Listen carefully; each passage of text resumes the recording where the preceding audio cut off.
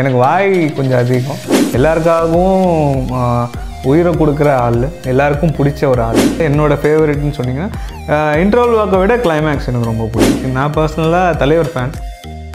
So பேட்டை கண்டிப்பாக ஜெயிக்கணும். நான் வந்து என் கையே எடுத்து என் கண்ணை குத்திக்க மாட்டேன். ஊருக்குள்ளே போகிற கிளப்பி விட்டு நீ வந்து ஓரமாக போய் உட்காந்துருக்க அப்படின்னு சொல்லும்போது எனக்கும் சிரிப்பு வந்துச்சு தான். வணக்கம் என்னோட சினிமா வியூவர்ஸ். இன்னைக்கு நம்ம கூட வந்து அஜித்துக்கு அடுத்து இவர் தான் வந்து பயங்கர பிஸியாக இருக்காரு. வணக்கம் சார். தேங்க்யூ. எப்படி இருக்கீங்க? வணக்கம், நல்லா இருக்கேன். நான் அவ்வளோ பிஸிலாம் இல்லை சார். ஒரு வருஷத்துக்கு நீங்கள் எத்தனை படம் பண்ணுறீங்க தெரியுமா? ஏதோ சைட் ஆர்டிஸ்ட் ரோல் பண்ணிட்டு வர மாதிரி ஒரு வருஷத்துக்கு அவ்வளோ படம் பண்ணுறீங்க சார் நீங்கள். தெரில, இருக்கலாம், கடவுள் செயல். சரி, ஓகே. எப்படி விஸ்வாசம் எடிட்லாம் முடிஞ்சிருச்சா? விஸ்வாசம் முடிஞ்சிருச்சு. Ready for release. 10th Jan 10th release ஆகுது. சரி, ஓகே. ஷூட்டிங் அப்போலாம் போவீங்களா நீங்கள்? ஷூட்டிங் அப்போ நான் மோஸ்ட்டாக போக மாட்டேன்.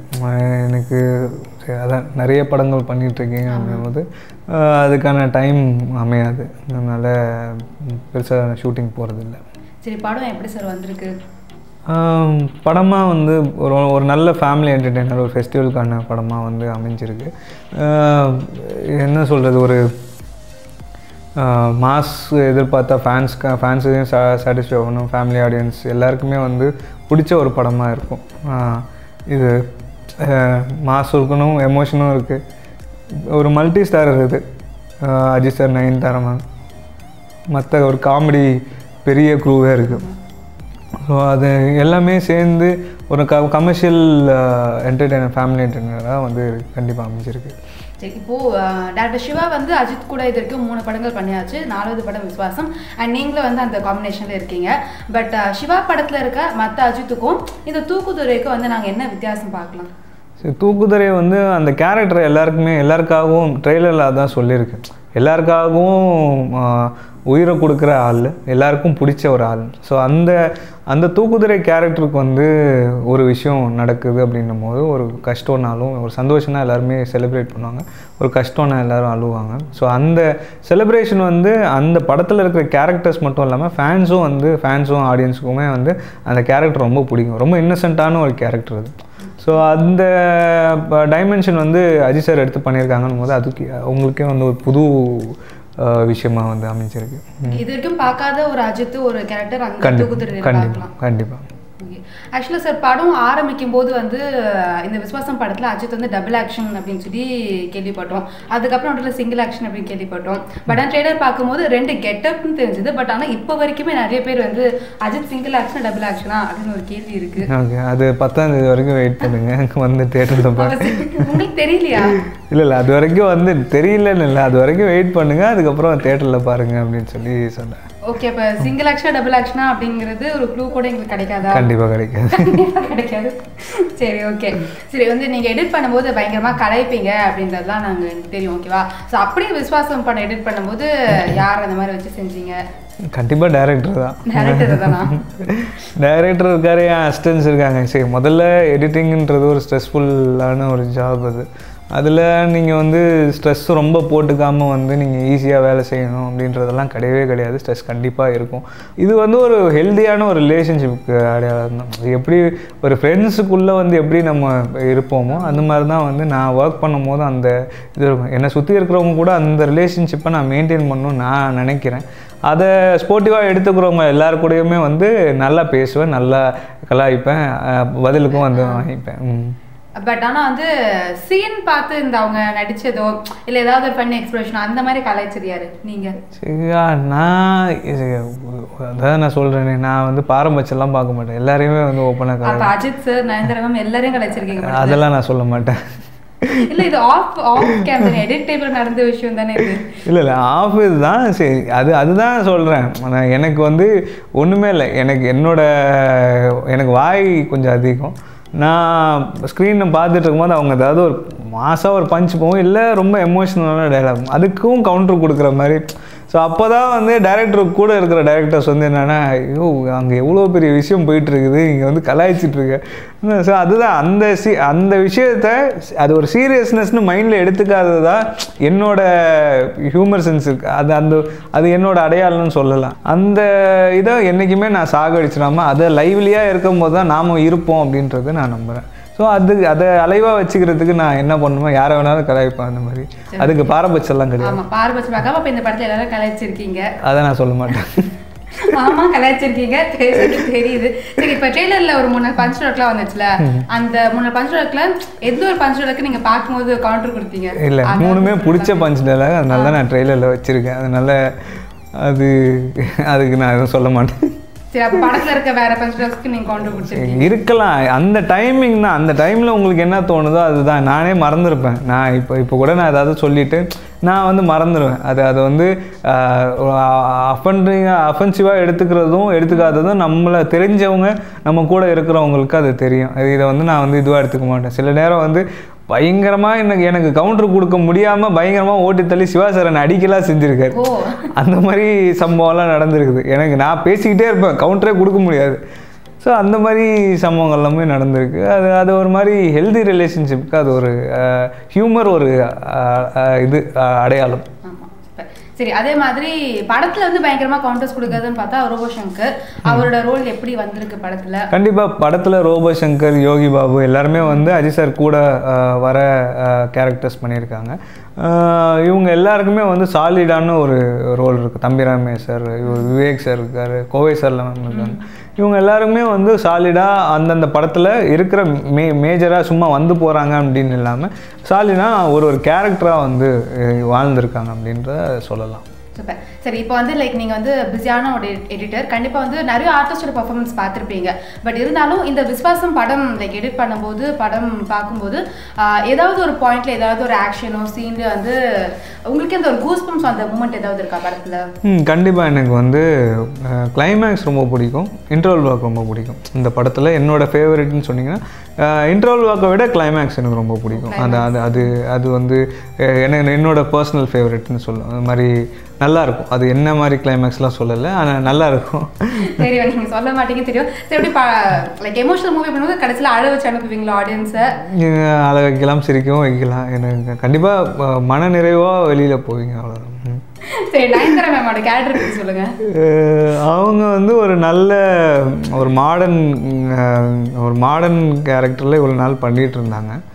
இதில் ஒரு வில்லேஜ் இதில் பண்ணியிருக்காங்க. நீங்கள் ட்ரெய்லர் பார்த்தீங்கனாலே தெரியும். ஸோ லுக்காகவே அவங்களுக்கு ஒரு புது ஏரியா தான், சேஞ்ச் ஓவர் தான். அவங்க மாறி அவங்களோட ஜோன்லேருந்து மாறி புது விஷயம் ஒன்று பண்ணியிருக்காங்கன்னும் போது ஆடியன்ஸும் தன்னோட நெக்ஸ்டர் இமேஜாக அவங்கள எடுத்துப்பாங்க. இப்போ வரைக்கும் ஆடியன்ஸ் அப்படி தான் நயன்தாரா அவங்கள பார்க்குறாங்க. இனிமேல் இந்த ரூரல் செக்டார்ஸ் இருக்காங்கல்ல, அவங்க எல்லாமே ஒரு புடவை கட்டிட்டு வரும்போது அவங்கள ஒரு பக்கத்து வீட்டு பொண்ணாக இன்னுமே ட்ரீட் பண்ணுவாங்கன்னு நம்புகிறேன். அவங்க பண்ணியிருக்க ரோலுக்கு அது சூட்டபிளாக இருக்கும்னு நினைக்கிறேன். சூப்பர். அண்ட் லைக் நீங்கள் கிளைமேக்ஸ் பற்றி சொல்லும்போது கேட்கணும்னு நினச்சேன். எங்கள் தலையோட இன்ட்ரோ சீன் எப்படி வந்திருக்கு? இன்ட்ரோ சீன் மாசாக வந்திருக்கு. இன்ட்ரோலேருந்து ஒரு ஷாட்டு கூட இருக்குதுன்னு நினைக்கிறேன். அந்த பில்டப் ஷாட்ஸில் ஒரு ஷாட் இன்ட்ரோ ஷாட்டாக இருக்கும். கண்டிப்பாக அதுக்கு மேலே நான் அதை சொல்ல முடியும். ட்ரெய்லரில் அந்த க்ளூ இருக்குது, நீங்களே தேடி பார்த்துக்கோங்க. ஓகே சார், நீங்கள் போயிட்டு முதல்ல ட்ரெய்லர் பார்க்குறேன். சரி, அண்ட் இன்னொரு விஷயம் கேள்விப்பட்டோம் என்னன்னா, தலையோட லைஃப்பை பேஸ் பண்ணி கொஞ்சம் சீன்ஸ்ல படத்துல வச்சிருக்காங்க. லைக் என்னன்னா, தலையும் அவங்க பொண்ணுக்குள்ள இருக்க அந்த ரிலேஷன்ஷிப், அந்த ஒரு பாண்டிங் படத்துல தூக்குதுறையா இருக்கிற அந்த கேரக்டருக்கும் அந்த பொண்ணுக்கும் இருக்கும். அதே மாதிரி அஜித் அண்ட் ஷாலினியோட அந்த கெமிஸ்ட்ரியை நாங்கள் படத்தில் தூக்குதுறைக்கும் நயன்தாரா நிரஞ்சன் அப்போ ஒர்க் அவுட் ட்ரை பண்ணியிருக்கோம் அப்படின்னு சொல்லி ஒரு நியூஸ் ஒன்று கேள்விப்பட்டோம். அப்படியா அந்த சீன்ஸ்லாம் கொஞ்சம் ரியல் லைஃப்லேருந்து இன்ஸ்பயர் ஆகி எடுத்ததா? ரியல் லைஃப்ல எல்லா சீனுமே எனி ஃபில்ம், இந்த படம்னு இல்லை, விஸ்வாசம்னு இல்லை, எல்லா படமுமே ரியல் லைஃப்பில் நடக்கிற ஒரு ஈவெண்ட்டை நம்ம பண்ணும்போது தான் அந்த லைவ்லினஸ் கிடைக்கும்.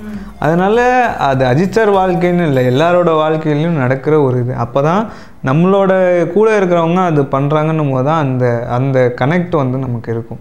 ஸோ நம்மளால் ரிலேட் பண்ணிக்க முடிஞ்ச கேரக்டர்ஸ், நம்மளால் ரிலேட் பண்ணிக்க முடிஞ்ச ஒரு குழந்தை, நம்மளால் ரிலேட் பண்ணிக்க முடிஞ்ச ஒரு அப்பா. ஸோ இவங்க எல்லாமே அஜித் சாருக்கு ஒரு அப்பா பொண்ணு சாங் இருக்குது. ஸோ அதில் குழந்தைங்களுக்காக ஒரு அப்பாவாக தெரிவார். அந்த குழந்தை எல்லா அப்பாங்களுக்கும் குழந்தையாக தெரியும்.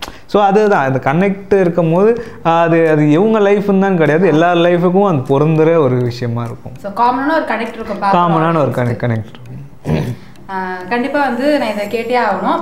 இப்போ வந்து ஊரில் பெரிய ஒரு போராக போகிறது இந்த பேட்டை விசஸ் விஸ்வாசம் தான். அவ்வளோ பெரிய ஒரு போரை கிளப்பி விட்டுட்டு இப்படி சைலண்ட்டாக உட்காந்துட்டு இருக்கீங்க.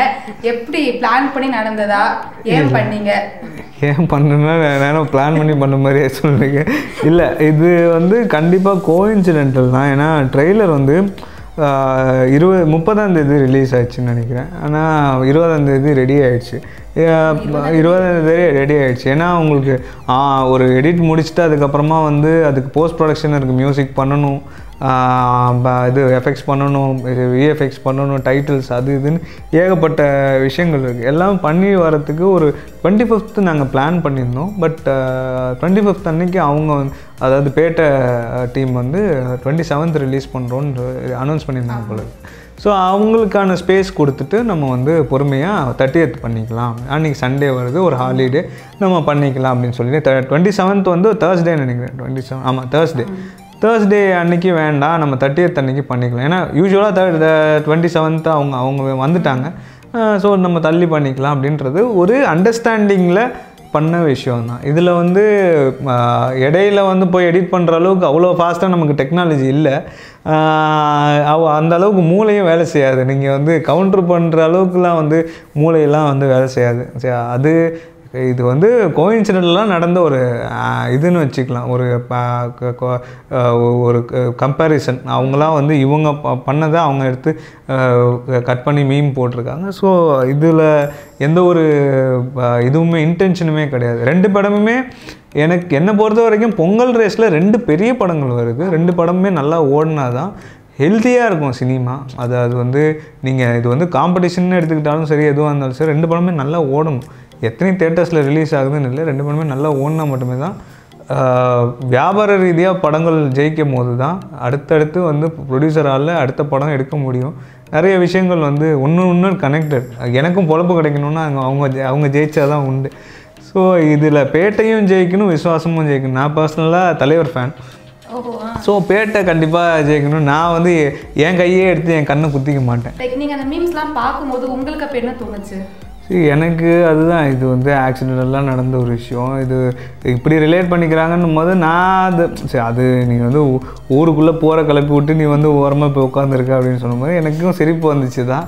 ஏன்னா நானே எல்லாருக்கும் கவுண்டர் கொடுக்குறாள், எனக்கே ஒருத்தவங்க கவுண்டர் கொடுக்குறாங்க அப்படின்னும் போது அது ஒரு மாதிரி இன்ட்ரெஸ்டிங்காக இருந்துச்சு. நான் என்ஜாய் பண்ணேன் அந்த மீம். அது இதில் எதுவும் இன்டென்ஷனலாக பண்ணலை. எனக்கு என்னென்னா இவங்க மீம் கிரியேட்டர்ஸோட அவங்க வந்து யாரையும் ஹர்ட் பண்ணணும் அப்படின்றதெல்லாம் வந்து பண்ணலை. அவங்க ஜென்ரலாக ஒரு இதில் தான் வந்து பண்ணுறாங்க.